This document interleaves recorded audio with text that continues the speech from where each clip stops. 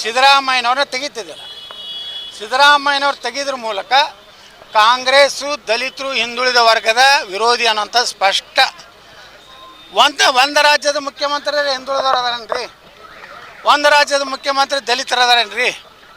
ಮತ್ತು ಯಾಕೆ ತೆಗೆದ್ರಿ ಸಿದ್ದರಾಮಯ್ಯನವ್ರನ್ನ? ಅಥವಾ ಸಿದ್ದರಾಮಯ್ಯನವ್ರು ತೆಗೆದ್ರಿಗೆ ಏನು ಕಾರಣ ಕೊಡ್ತೀರಿ ಕಾಂಗ್ರೆಸ್ನವ್ರು? ಸಿದ್ದರಾಮಯ್ಯನವ್ರ ಮೇಲೆ ಭ್ರಷ್ಟಾಚಾರ ಆರೋಪ ಇತ್ತ? ಯಾವುದಾದ್ರೂ ಭ್ರಷ್ಟಾಚಾರ ಆರೋಪದಲ್ಲಿ ಅವ್ರಿಗೆ ಶಿಕ್ಷೆ ಆಗಿತ್ತ? ಬಿ ಜೆ ಪಿಯವ್ರಂತರೂ ಏನೂ ಮಾಡಲಿಲ್ಲ. ಅವ್ರು ಭ್ರಷ್ಟಾಚಾರ ತೆಗೆದಾಗಲಿಲ್ಲ, ಏನೂ ಮಾಡಲಿಲ್ಲ.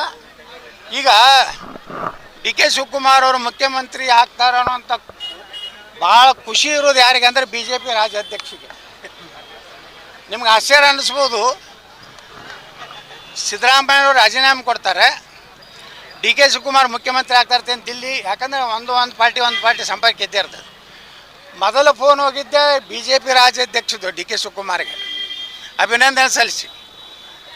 ನಮ್ಮ ಅಪ್ಪನ ದೋಸ್ತ ಮನೆಗೆ ಹೋದ, ನನ್ನ ಪಾರ್ಟ್ನರ ಮುಖ್ಯಮಂತ್ರಿ ಆದ. ಯಾರು? ಬಿ ಜೆ ಪಿ ರಾಜ್ಯಾಧ್ಯಕ್ಷ. ಹಾಂ, ಬಿಸ್ನೆಸ್ ಪಾರ್ಟ್ನರ್ ಅವರೇ ಹೇಳ್ಯಾರಲ್ಲ ಸುವರ್ಣದಾಗ ಒಂದು ಇಂಟರ್ವ್ಯೂ ಒಳಗೆ. ಹಾಂ, ಇಲ್ಲ ಎರಡ್ರಿಗೂ ಹೋದಾರ ಬಿಡು, ಅದ್ರಾಗೇನು. ಅದು ಬಿಸ್ನೆಸ್ ಪಾರ್ಟ್ನರ್ ಅವ್ರಿಗೆ ಒಪ್ಕೊಂಡಾರ ಪಾಪ.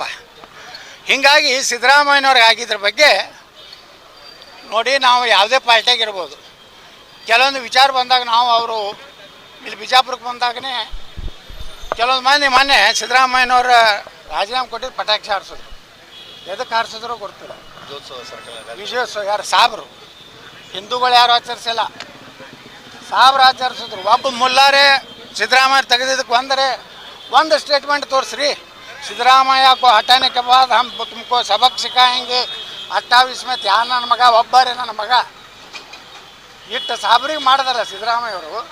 ಅದಕ್ಕೆ ಸಿದ್ದರಾಮಯ್ಯನವ್ರಿಗೆ ನಾ ಇಟ್ಟೇ ಹೇಳ್ತೀನಿ, ನಾ ಹೇಳಿದ್ದೇವೆ, ಎಷ್ಟೇ ಆಗಲಿ ನಮ್ಮ ಧರ್ಮ, ನಮ್ಮ ಸಂಸ್ಕೃತಿ, ನಮ್ಮ ಜನ, ನೀವು ಅವರಿಗೆ ಏನೇ ಮಾಡಲಿಲ್ಲ ಅಂದ್ರೂ, ಇವತ್ತು ನಾನು ಒಬ್ಬ ಲಿಂಗಾಯತರಮದೀನಿ, ನಾ ಹೀನಾಯವಾಗಿ ಸಿದ್ದರಾಮಯ್ಯ ಬಗ್ಗೆ ಮಾತಾಡೋದಿಲ್ಲ. ಯಾಕಂದ್ರೆ ನನಗೂ ಅವ್ರ ಬಗ್ಗೆ ಒಂದು ರೀತಿ ಗೌರವ ಇದೆ. ಯಾಕಂದ್ರೆ ಸೀನಿಯರ್ ಲೀಡರು, ಹೆಚ್ಚು ಮುಖ್ಯಮಂತ್ರಿ ಆದವರು. ಮತ್ತು ಇನ್ನೊಂದು, ಸಿದ್ದರಾಮಯ್ಯವರು ಒಳ್ಳೆ ಗುಣನೂ ಹೇಳಬೇಕಾಗ್ತದೆ. ಎಂದೂ ವೈಯಕ್ತಿಕ ದ್ವೇಷ ಮಾಡ್ತಿರಲಿಲ್ಲ. ಇವತ್ತು ನಾವು ಎಷ್ಟೇ ಟೀಕೆ ಮಾಡಲಿ, ಎಷ್ಟೇ ವಿಧಾನಸಭೆಯಲ್ಲಿ ಜಗಳಾಡಲಿ, ಆದರೆ ಮುಂದೆ ಹೊರಗೆ ಬಂದು ಆ ಯತ್ನಾಳದೇನಿದೆ ಫೈಲ್ ತೊಗೊಂಡು ಬಾ, ಇಂಥ ಕೆಲಸ ಮಾಡೋ ಮನುಷ್ಯ ಅಲ್ಲ. ಆದರೆ ಇನ್ನು ಮುಂದೆ ಇದು ನಡೀತದೆ. ಯಾರ್ಯಾರು ಫೈಲ್ ಅದ ಹುಷಾರಿರತ್ತೆ. ವಿಜಯೇಂದ್ರಗೆ, ಅಶೋಕ್ಗೆ ಹೇಳಿ ನಾನು ಮಾತು ಮುಗಿಸ್ತೇನೆ. ನಿರ್ಭೀತ, ನಿಷ್ಪಕ್ಷಪಾತ, ವಿಶ್ವಾಸಾರ್ಹ ಸುದ್ದಿಗಳಿಗೆ ಮತ್ತೊಂದು ಹೆಸರಾಗಿರೋ ನ್ಯೂಸ್ 18 ಕನ್ನಡ ಈಗ ಆಪ್ನಲ್ಲೂ ಲಭ್ಯ ಇದೆ.